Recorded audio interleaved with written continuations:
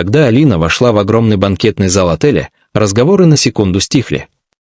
Люди невольно оборачивались, не потому что она была ярче остальных женщин, а потому что рядом с роскошью и блеском она выглядела слишком спокойно. Слишком настоящей. На ней было простое темно-синее платье без вырезов и дорогих украшений. Волосы были собраны в аккуратный пучок, а в руках маленький черный клатч. В мире, где все старались кричать о своем богатстве, Алина словно не пыталась ничего доказывать. Но именно это и раздражало Артема сильнее всего. В другом конце зала он стоял среди инвесторов и журналистов, уверенный, громкий, идеально одетый. Дорогие часы поблескивали на запястье, а рядом крутилась Лера, его молодая помощница, о которой последние недели шепталась вся светская Москва. Лера выглядела как обложка журнала. Серебристое платье, длинные ноги, красная помада и улыбка, слишком уверенная для обычной сотрудницы. Алина заметила, как та наклонилась к Артему и что-то прошептала ему на ухо. Он усмехнулся. Потом посмотрел прямо на жену. И в его взгляде не было ни тепла, ни уважения. Только раздражение. Сердце Алины болезненно сжалось. Когда-то все было иначе. 15 лет назад Артем был никому неизвестным парнем с огромными амбициями и пустым банковским счетом. Они познакомились в маленьком кафе возле университета. Он тогда носил дешевые рубашки и постоянно говорил о том, как однажды построит крупнейшую компанию страны. Все смеялись над ним. Кроме Алины. Она верила в него даже тогда, когда он сам начинал сомневаться. Она работала бухгалтером днем, а вечерами брала подработки. Иногда приходила домой в 2 часа ночи, но все равно сидела рядом с Артемом, пока он составлял бизнес-планы. Когда у него не было денег на аренду офиса, она продала золотую цепочку, подаренную покойной матерью. Когда инвесторы отворачивались, именно Алина убеждала его не сдаваться. Когда он впервые подписал крупный контракт, он плакал у нее на коленях и говорил: «Без тебя у меня бы ничего не было». Она поверила, что эти слова навсегда. Но деньги меняют людей быстрее, чем время. С каждым новым миллионом Артем становился холоднее. Сначала исчезли семейные ужины.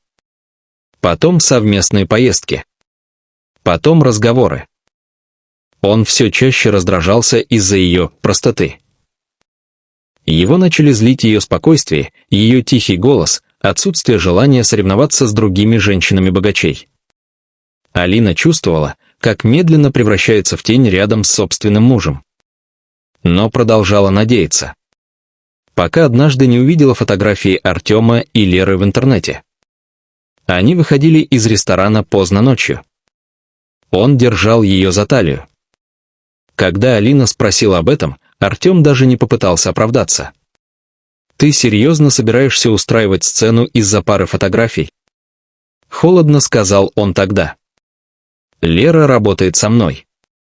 Люди так не смотрят на своих сотрудников». Он устало закатил глаза. «Господи, Алина, ты стала невыносимой».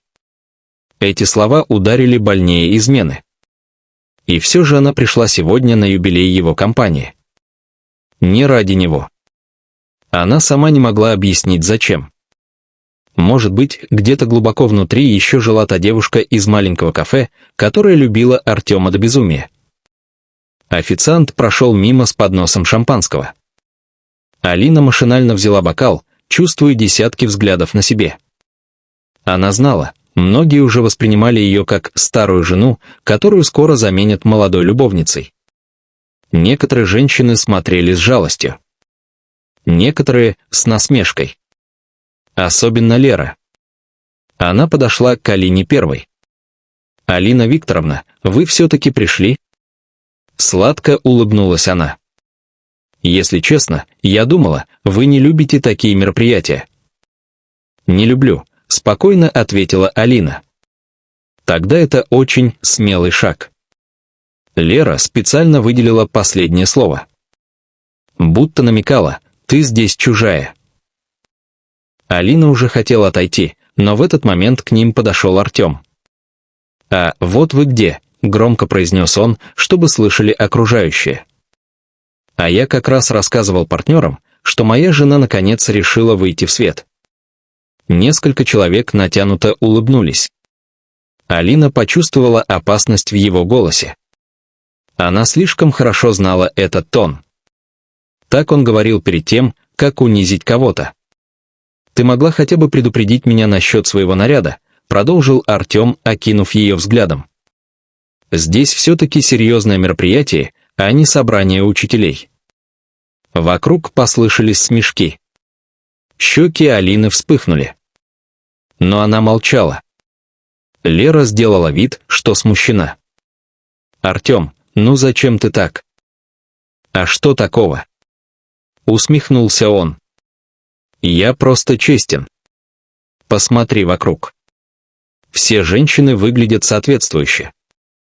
А моя жена будто специально хочет показать, как мало ее интересует мой статус». Это было неправдой. Алина просто никогда не любила роскошь. Но Артем прекрасно понимал, что сейчас говорить не о платье. Он говорил о ней самой. О том, что стыдится ее. Музыка в зале продолжала играть, официанты разносили напитки, кто-то смеялся у сцены, но для Алины все вокруг стало глухим и далеким. Словно воздух внезапно исчез. Она смотрела на человека, ради которого когда-то отказалась от собственной карьеры, собственных мечт, спокойной жизни. И не узнавала его. «Может, хватит», — тихо сказала она. Но Артем будто только начал. Видимо, алкоголь и внимание публики придали ему смелости. «Нет, правда», — громко продолжил он, обращаясь уже к гостям, «вы бы видели, как сложно уговорить Алину выглядеть современно». Некоторые мужчины неловко отвели глаза. Но другие засмеялись. Лера тоже улыбнулась. И именно эта улыбка что-то сломала внутри Алины. 15 лет. 15 лет верности. Поддержки. Любви. И все закончилось вот этим. Публичным унижением ради дешевого смеха. Артем сделал глоток шампанского и неожиданно добавил. Хотя, наверное, дело не в одежде. Некоторые женщины просто созданы быть фоном. После этих слов зал буквально замер. Даже музыка будто стала тише. Кто-то ахнул. Кто-то быстро отвернулся. Потому что теперь это уже не было шуткой. Это была жестокость. Настоящая, откровенная, мерзкая. Алина медленно подняла глаза на мужа. И впервые за весь вечер в ее взгляде исчезла боль. Осталось только спокойствие. Такое спокойствие бывает у человека, который больше ничего не боится потерять. Артем заметил перемену и на секунду нахмурился. Он ожидал слез. Скандала. Истерики. Но Алина вдруг едва заметно улыбнулась. А потом тихо спросила. «Ты закончил?» «А что?» С вызовом ответил он.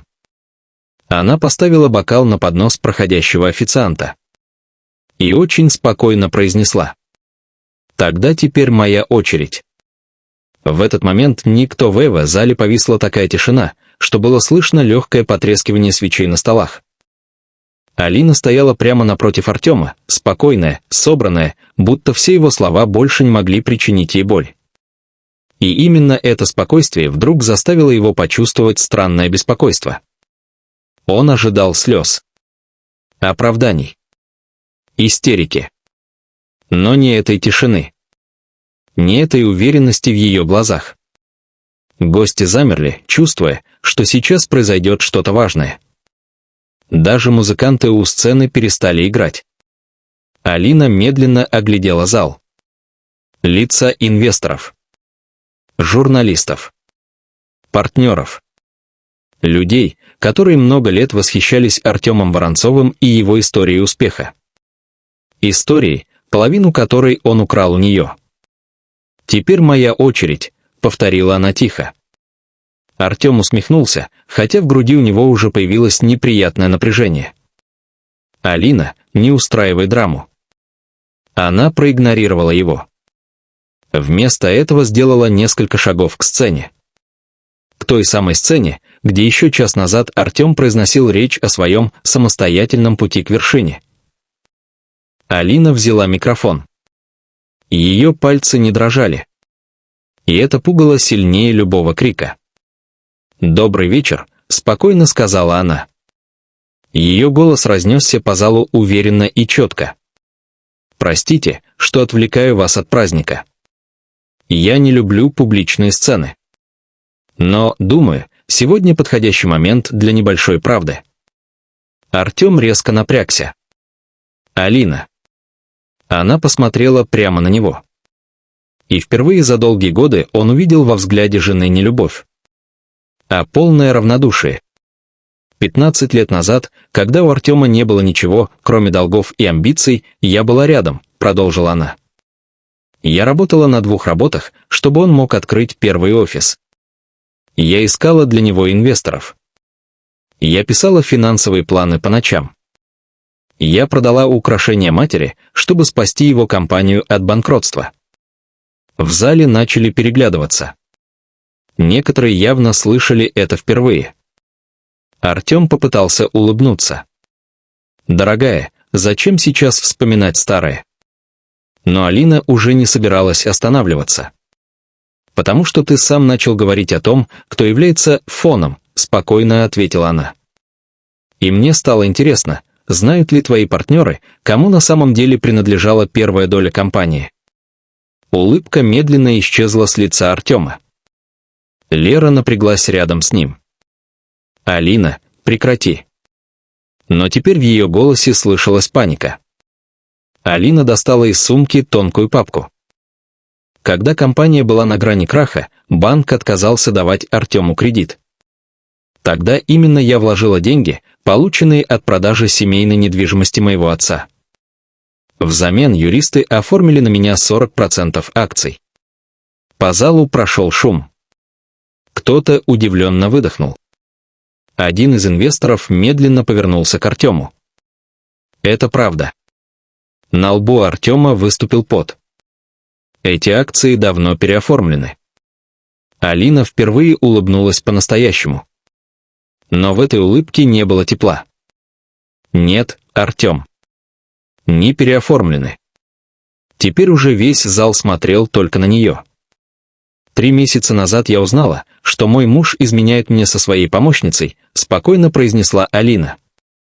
Тогда я решила внимательно изучить документы, которые подписывала все эти годы. Лера побледнела. А Артем сделал шаг к сцене. «Хватит». Но Алина продолжала. И выяснилось, что в одном из договоров твои юристы допустили ошибку. Очень дорогую ошибку. Она открыла папку и подняла документ. Мои акции по-прежнему принадлежат мне. А это значит, что без моего согласия сделка с международными инвесторами, которую ты собирался подписать сегодня вечером, невозможна. На секунду мир будто остановился. Один из иностранных партнеров резко поднялся со своего места. «Простите, что значит невозможно?» Алина перевела взгляд на него. «Это значит, что юридически почти половина компании принадлежит мне. А я не давала согласия на продажу». Шок прокатился по залу волной. Журналисты начали что-то быстро писать в телефонах. Инвесторы переговаривались все громче. Кто-то уже открывал ноутбук прямо за столом. Артем побледнел настолько, что стал почти серым.